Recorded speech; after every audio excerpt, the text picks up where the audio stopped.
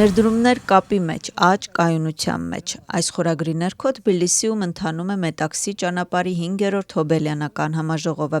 Հայտարարություններով հանդես են եկել Վրաստանի, Հայաստանի եւ Ադրբեջանի վարչապետները։ Նրանք խոսել են այդ երեք երկրները կապող գլխավոր ուղղությունների եւ այդ թվում միջին միջանցքի դերի մասին։ Շեշտը դրվել է խաղաղության, կայունության զարգացման ու նշված ոլորտում համագործակցության վրա։ Թբիլիսի Մետաքսի ճանապարհի համաժողովի շրջանակներում 2 օրով հյուրընկալում է մոտ 2300 պատվիրակների ավելի քան 70 երկրներից, այդ թվում վարչապետների, տարածաշրջանի երկրների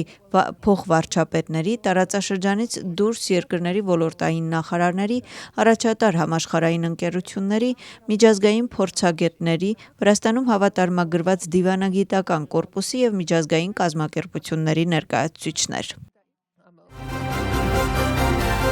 Մետաքսի ճանապարհ 5-րդ ֆորումը Թբիլիսիում առավոտյան բացել են Վրաստանի, Հայաստանի եւ Ադրբեջանի վարչապետները։ Քննարկել են այս երեք երկրները կապող հիմնական ուղղությունները, այդ թվում միջին միջանցքի դերը։ Շեշտը դրվել է խաղաղության, կայունության, զարգացման եւ համագործակցության վրա։ Մետաքսի ճանապարհի ֆորումի շրջանակներում զուգահեռաբար անցկացվում է Թբիլիսիի ֆինանսական գագաթնաժողովը։ Միջոցառումը համատեղ կազմակերպվում է Ազգային բանկի, տնտեսության նախարարության, Սինգապուրի գլոբալ ֆինանսական եւ տեխնոլոգիական ցանցի կողմից։ Գագաթնաժողովի հիմնական թեման ապագայի ֆինանսական տեխնոլոգիաներն են, տարածաշրջանի նորարարական ենթակառուցվածքների զարգացումը եւ միջին միջանցքը որպես համաշխարհային առևտրի եւ թվային ֆինանսների խոշոր կենտրոն։ Վրաստանի հանդբոլի ազգային ֆեդերացիայի նախկին նախագահը ձերբակալվել է կոռուպցիայի մեղադրանքով։ Դատախազությունը հետաքննություն է անցկացնում պետական աուդիտի ծառայության զեկույցի հիման վրա։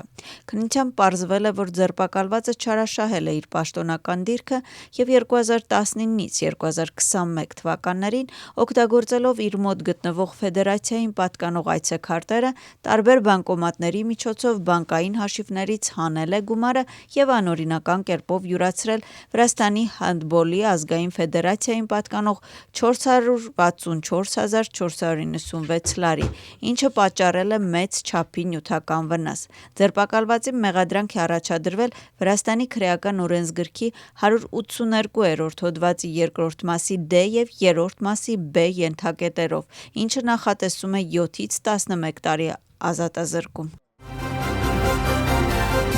Սահմանային ոստիկանությունը պետական սահմանը անօրինական կերպով հատելու մեղադրանքով ձերբակալել է 4 անձի։ Հետաքննությունը պարզել է, որ նրանցից 2-ը երկիր է մտել Թուրքիայից բեռնատարներով։ Հանցագործությունը պատժում է մինչև 5 տարի ազատազրկում։ Գերմանիայի համար այլընտրանք կուսակցությունը դիմում է Գերմանիայի կառավարությանը հարցնելով Վրաստանում հասարակական կազմակերպություններին ցուցաբերվող աջակցության վերաբերյալ։ Սա հրապարակվել է Բունդեսթագի կայքում։ Այն վերաբերում է Գերմանիայի կառավարության կողմից ֆինանսավորվող կազմակերպություններին եւ դեսպան Պիտեր Ֆիշերի գործունեությանը։ Կուսակցության անդամները նաեւ հետաքրքրված են, թե որ հասարակական կազմակերպություններն էին մոտ կառավարությանը եւ որոնք ընդդիմությանը եւ որքանով են Գերմանիայի դեսպանատունը եւ Գերմանիայի դեսպանը մասնակցում այս համագործակցությանը։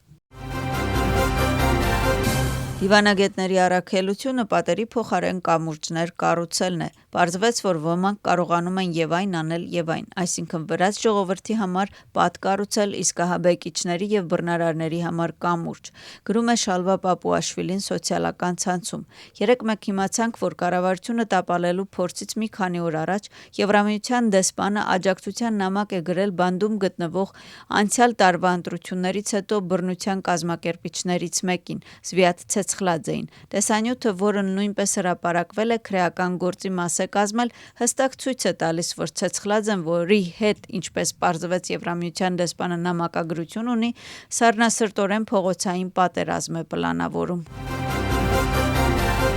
Մոսկվան Վաշինգտոնին է հանձնել ոչ պաշտոնական փաստաթուղթ, որում Ռուսաստանը պահանջում է ամբողջական վերահսկողություն հաստատել Արևելյան Դոնբասի վիճելի տարածքի նկատմամբ։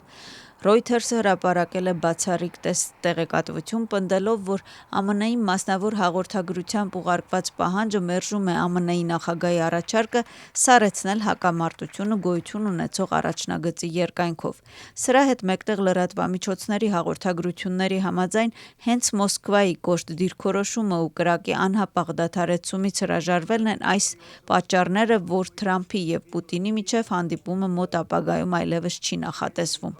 ԱՄՆ-ի նախագահը ինքը հայտարարել է, որ չի ցանկանում անարդյունք հանդիպում, չնայած նաև նշել է, որ դեռևս վերջնական որոշումը չի կայացրել Պուտինի հետ բանակցության վերաբերյալ։ Հոկտեմբերի 22-ը Ծառատունգի միջազգային օրն է։ Պահպանվող տարածքների գործակալության հիմնական առաջնահերթություններից մեկը կենսաբազմազանության պաշտպանությունն է։ Աջամեթի արգելոցում տարիներ շարունակ իրականացվում է Վրաստանի Կարմիր գրքում գրանցված իմերեցյան կաղնու վերականգնման նախագիծը։ 2025 թվականի դրությամբ մոտ 20,000 տնգի է տնկվել 9 հեկտար տարածքի վրա։